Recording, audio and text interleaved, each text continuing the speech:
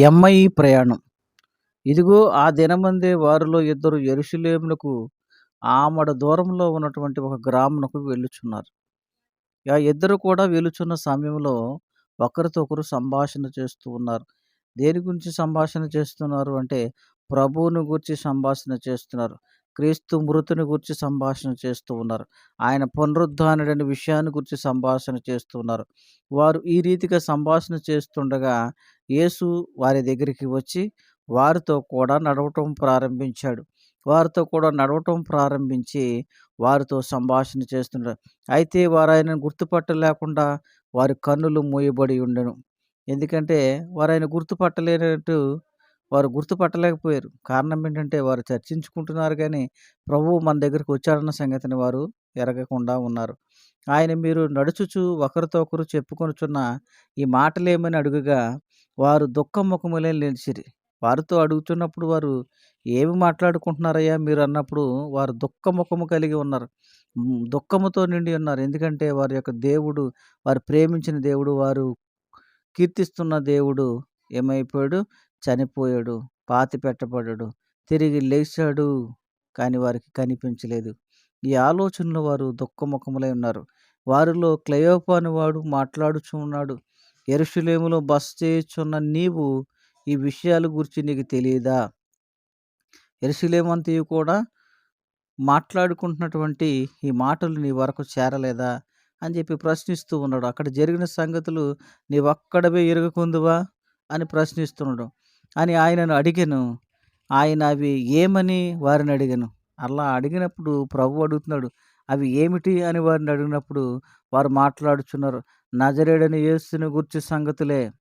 ఆయన దేవుని ఎదుటను, ప్రజల ఎదుటను, క్రియలలోను, వాక్యములోను శక్తిగల ప్రవక్తయై ఉండెను. దేవునికి స్తోత్రం.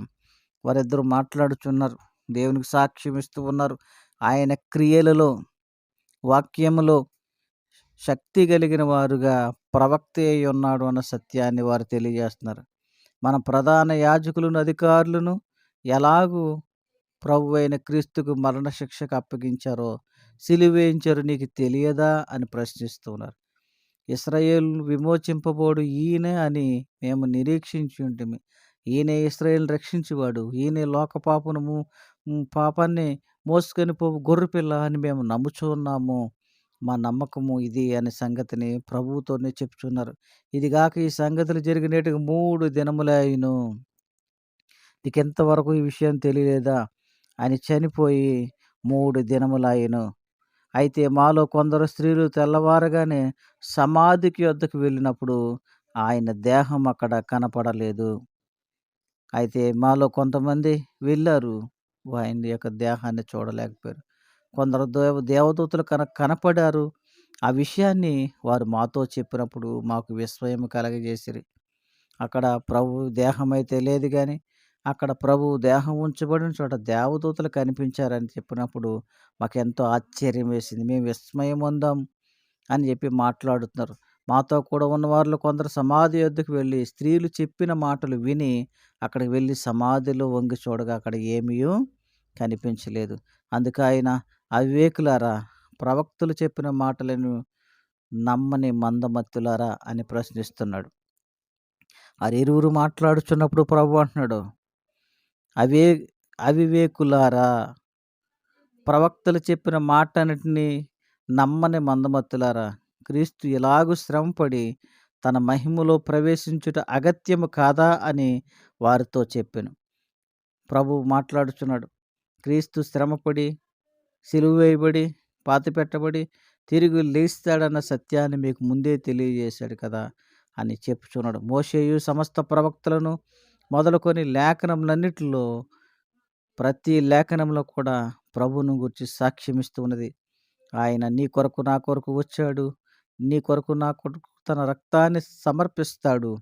ఆయన తిరిగి లేస్తాడన్న సత్యాన్ని ప్రవక్తలు, లేఖనములు చెప్పుచున్నాయి. మీరెందుకు గ్రహించలేకపోయారని వారిని ప్రశ్నిస్తున్నాడు. ఇంతలో తాము వెలుచున్న గ్రామం దగ్గరకు వచ్చినప్పుడు, ఎమ్మయి గ్రామం దగ్గరికి వచ్చినప్పుడు వారు సాయంకాలము కావచ్చినది.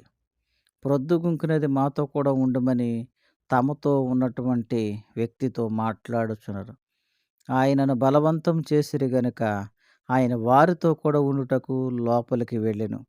ఆయన వారితో కూడా భోజనమును కూర్చున్నప్పుడు ఒక రొట్టెను పట్టుకొని స్తోత్రము చేసి దాన్ని విరిచి వారికి పెట్టగా, యేసుక్రీస్తు ఒక రొట్టెను తీసుకుని స్తోత్రం చేసి విరిచి వారికి పెట్టగా వారి కన్నులు తెరవబడెను.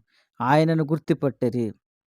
ఎప్పుడైతే ఆయన రొట్టెని స్తోత్రం చేసి విరిచి ఇచ్చాడో అది తిన్న మరుక్షణమే వారి కన్నులు తెరవబడినాయి. ఆయన క్రీస్తు అని, నజరేయుడని యేసుక్రీస్తు మృతుల్లో నుండి లేచాడన్న సత్యాన్ని వారు అప్పుడు గ్రహించారు. అంతటా ఆయన వారికి అదృశ్యుడాయెను. అప్పుడు మాట్లాడుకుంటున్నారు. ఇప్పుడు వారు ఈ రీతిగా మాట్లాడుచును. ఆయన త్రోవలో మనతో మాట్లాడుచు లేఖనములను మనకు బోధపరుచుచున్నప్పుడు మన హృదయం మాలో మండుచుండలేదా? ప్రశ్నిస్తూ ఉన్నారు. మన మనసులను ప్రశ్నిస్తున్నారు. ఏమని ప్రశ్నించుకుంటున్నారంటే, ఆయన త్రోవలో మనతో మాట్లాడినప్పుడు మన హృదయం మండింది. ఎందుకంటే దేవుని వాక్యాన్ని బట్టి అని ఒకరినొకరు జ్ఞాపకం చేసుకున్నారు. ఆ గడియలోనే వారు లేచి యెరూషలేమునకు తిరిగి వెళ్ళగా 11 శిష్యులు వారితో కూడా ఉన్నవారు కూడి వచ్చి, ప్రభువు నిజంగా లేచి సీమోను కనబడనని చెప్పుకొనుచుండిరి. వారు చెప్పినప్పుడు ఆయన అంటున్నారు, మాతో పాటు మీకు కనిపించడమే కాదు, మాతో కూడా ప్రయాణం చేశాడు, మాతో కూడా నడిచాడు, మాతో మాట్లాడాడు, మాకు ఆహారాన్ని కూడా పెట్టి ఉన్నాడు, మా కన్నులు తెరవబడినాయని సంగతిని ఆయన చూపించినటువంటి కార్యాన్ని వారు సాక్ష్యముగా పంచుకొనుచున్నారు. ఈ రీతిగా యేసుక్రీస్తు ఎమ్మయి అనే మార్గములో ఇద్దరు శిష్యులతో కలిసి ప్రయాణం చేసి మాట్లాడి తాను వారికి కనుపరుచుకున్నారు. ఈ సంగతిని అనేకులకి శిష్యులకి తెలియజేయమని ప్రభు వారిని కోరటం కూడా జరిగింది. ప్రభు పునరుద్ధానుడై తాను కనుపరుచుకుని ఎమ్మయి మార్గములో ప్రయాణం చేసెను.